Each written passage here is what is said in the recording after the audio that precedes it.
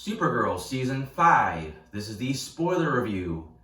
I have a review up on my blog, soundedbetterInMyHead.com. It's got spoilers on there too, but probably not as many as you're going to get on here. So, I gave this season a 2 out of 5. I thought it was a bit of a mess this season. Ran a couple problems this season. It was supposed to be 22 episodes, and then Melissa Benoist, I think is how you say your name, ended up getting pregnant, so they decided to trim 2 episodes off and take it down to 20. But then the COVID-19 pandemic hit, and I believe they started filming episode 20, but they weren't able to finish it, so we ended up with 19 episodes. So you get basically a rushed ending, and also there was a pretty big gap where there was no episodes being aired. So it kind of hurts my memory of what happened this season. I got my notes, but even then, just it killed the momentum. And also, what they started doing this season took a pretty dramatic shift after the Crisis crossover. I think for the most part it was for the best. But still, it just didn't salvage kind of a messy season. The big bad this season was Leviathan. They were so poorly defined. You knew a couple of their main members. Their abilities were really vaguely pretty poorly defined. It was implied at first that they were just ancient beings. Then they got this twist later on. We found out they were some kind of gods, and then there were also aliens from near Krypton, and then there was some kind of technological aspect to it, and somehow this all tied to their spaceship, and it just seemed like it kept changing, and it really wasn't anything nailed down. And even in the end, when we saw more of them, they were just totally generic, and man, it just failed on a lot of fronts. You also had the plot where Lena was trying to make a way to rid humanity of their aggressive tendencies and make them nonviolent and peaceful, and that seemed like it got a lot more play than the early part of the season, and then the second half just kind of fizzled out. It seemed like they're really setting up for it to be a failure and possibly even lead into what Leviathan was doing, and it never really connected like that. It just ended up just kind of being a means to get her back in Supergirl's good graces when her plan failed. Supergirl itself didn't do a lot to set up the crossover, but it got hit probably the hardest as far as having to make changes, because now that she exists on the same Earth as the Flash and all the other characters, and you get used to all the other tweaks to the new timeline, basically, if you want to call it that. Some characters got revamped. Some stuff that happened no longer happens. This new reality. It's a little bit confusing, but I think most of the changes they made worked. Even though he was basically a good guy in the beginning, William was kind of a douchebag. They made him a tiny bit more naive here, but a little bit more likable. Eve kind of became like a robot, and then she went back to being like an assassin. Just, like I said, just some interesting changes. Andrea seemed like she was going to be a major character early on. They really got into her backstory, why she was doing what she was doing, and then she just pretty much fell off the map. And she wasn't that likable to begin with, even with her, her background and what happened to, try to get you some sympathy for her. But she was just a bitch. I know she was a businesswoman, but she just was unlikable. But really say this season is that they went to the back half. You brought back Lex, and you basically see how he's been playing, both sides against each other, and just once again another example of his, his masterful chess, skills as far as manipulating everything around him, and just how much of a genius he is, which is something they did in season 1. So it was a kind of repeat of that, but I think it still works because I think John Cryer is just fantastic as Lex, and it's hard to see anyone else playing at this point because he's devious, he's got like a quirkiness to him, but it's almost more like to throw his opponents off in a way. Not as bad as Lex Luthor from the DCEU films, where he had just too much goofiness. As far as the other characters, it seemed like no one had a ton to do. I mean, John Jones, he didn't seem like he did a whole hell of a lot. His little private eye thing didn't do much, and it kind of morphed into like a secondary DEO kind of a thing. Dreamer didn't do much. It was all about her relationship with Brainiac for the most part. She had like one solo episode. Jimmy Olsen got written off the show.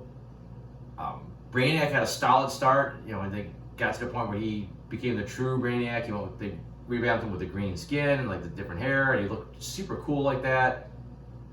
And I think they only used that look one more time really for the rest of the season, besides a couple dream sequences.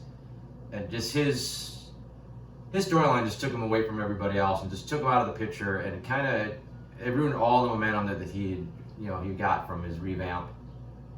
As far as Lena herself, I know there's a lot of speculation with the fans whether or not she would become evil, even in her initial appearances. She got a little bit more of a heel turn here. Granted, why she does it, but she takes it kind of far. So it's a little bit more of a defined belief when she does finally, become good again. But I think they worked out as best they could. Like I said, considering they lost a couple episodes with potential storylines. They still had to end with like an awkward cliffhanger because, again, they had to end early, on top of ending early.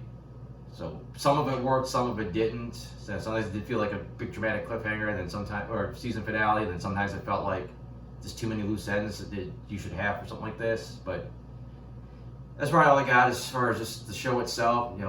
My traditional reading of the notes is up next here. Of course, we got Supergirl's new costume here. It's fine. Nothing didn't blow me away. I don't think it looks bad. It's just there.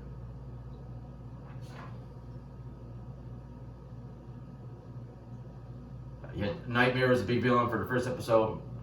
One and done. Nothing worth writing home about there. You also start the whole Martian Manhunter's brother thing, and it seemed like that was going to be a bigger part of the season, and it pretty quickly fizzled out, and he turned to a good guy, and he left, and he barely got mentioned again. So that ended up being kind of strange in the long run. And weird things. They mentioned how like rare Q waves were supposed to be, and then they were only discovered in the distant future, and then it seemed like they were just popping up all over the place, and everyone started using Q waves all of a sudden. The whole virtual reality world, it seemed like it was a cool concept, but it didn't quite fit into this season the way it should have. It was a little lame how they did the effect with the contacts. You just wave in front of your eyes and they're on. It just never looked like they were really put these contact lenses in. I know, you didn't want people poking themselves in the eyes, but it seemed like they could have done a slightly better method of doing it. There was a funny moment where they decrypted Lex's old diary that was like its secret, code how to read it. But he still took the time to put, by Lex Luthor for whatever reason. He had to give himself his own byline. Also, John Jones' brother for a while was in like a lot of different shapes, and he spent a lot of time with this little girl. When they gave him his final form, he wasn't very intimidating. He was kind of a scrawny little dude, and he looked smaller than John. So didn't really seem like it fit his character as the evil badass brother. Got a little convoluted with William's buddy and Andrea's boyfriend doing this whole thing with him, and Leviathan. He had this generic backpack thing going on. I don't know, just it kind of worked out kind of silly, and then they almost completely trashed that storyline when they got out of Crisis. And then of course we got the Crisis on Infinite Earths. I was hoping that some of these characters from other shows and other whatevers were gonna like interact more with the heroes and maybe team up. So I was a little disappointed to see that they just kind of popped up. You seen their Earths real quick, and that's it. Like I thought maybe we could see Burt Ward as like a Enola Dick Grayson, maybe hear what happened, in his world to his Batman, but he just got the quick cameo and moved on. I mean, like I said, some of the cameos were cool, but I was really hoping these characters would show up later and be involved in the storyline, and we only got a couple instances of that in this whole thing. It could have been a really dramatic moment killing Green Arrow off in the first episode, but since he had former parts of the crossover and his own show wasn't done yet, it's hard to sell that he's that's it. And especially the CW shows are really bad about killing people and bringing them back pretty quickly. But it was still a pretty impactful moment and pretty like, holy shit, cliffhanger. Then it gets confusing because there's supposedly no more alternate Earths, but somehow a bunch of them ended up on this new Earth anyways, and all near the same bar by Supergirl. I don't know. It's just contradicting what they're trying to set up for this new reality, I thought. Nice to see Wynn back. Weird seeing him more in like a full kind of Legion mode. His doppelganger was okay. Again, there's another random Wynn shows up from somehow, some way. But at least it gives him a chance to kind of be the evil toy man version of himself.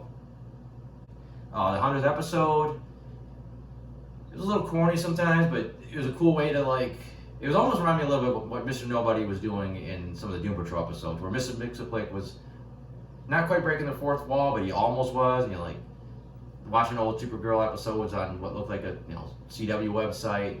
I don't think they called it that though, but streaming it and just a couple little funny nods that they worked, but they just reminded me of Mr. Nobody. And unfortunately, we didn't get to see any of the early season stuff. There was a lot of characters that were prominent in season 1, like Cat Grant or even Maxwell Lord, some other odds and ends, but they didn't go that far back into the past of the show, which is a little disappointing. You kind of want to honor everything that happened on there for a 100th episode.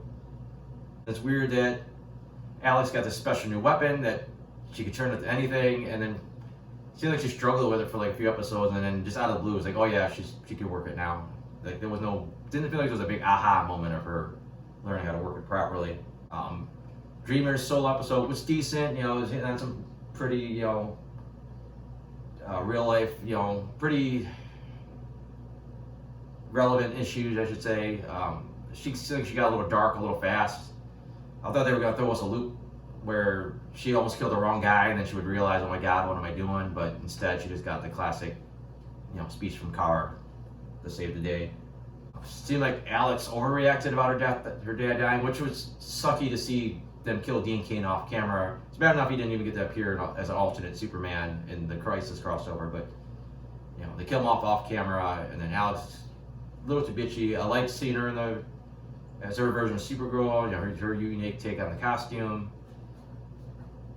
Almost felt like it was going to last a little bit longer, but then they got her out that episode. Bringing Miss Martian back felt a little shoehorned, like she just kind of showed up and stuck around for a couple episodes.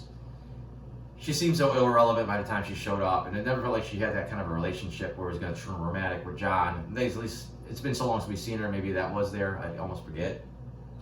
I'm pretty interested in seeing that the DEO got destroyed.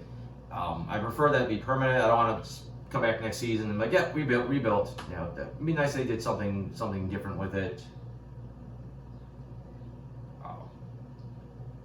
Actually, really got a kick out of seeing the angry Lex Luthor, seeing him just get pissed about something, because he's, knowing how manipulative it is, and the shit he's done, and seeing him pissed off was surprisingly intimidating. They made a big fuss about Alex getting her own superhero costume and a mask. She just put on eyeliner and and then a hood, and that was it. Nothing special. I thought maybe she was gonna become some interpretation of a different comic book character, like how Jimmy was Guardian, but it doesn't look like it. I did like she kept the color scheme that she used for her Supergirl costume, the black with a little bit of blue, but other than that, it was just kind of, yeah. And now apparently there's a secret leader behind all the Leviathans that, I don't know, I'm assuming they're out there still. You got the weird ending where Gemma just kind of turned into some kind of weird robot thing. I don't know what that's supposed to be setting up. And then it was still vague about, they got shrank down into, Brandon shrank them into the tube, and then Lex took the tube and he was going to do something with it, or the bottle. I don't know what that was supposed to do. Obviously it was a cliffhanger, but it was so vague, it's hard to get excited about how they're going to finish that up. But really, that's about it. Like I said, it was an uneven season, and just too much going on. It just never felt like it meshed. The Crisis fixed some things, but not everything. You had to basically have Lex come in and save the season, which is fine, but you got to do better than just have Lex save the show every time. So, like I said, I got Legends of Tomorrow. I think there's 2 more episodes to go, so I'll probably have a review up for that in the near future. and we'll see where we go from there. Other than that, thanks for watching.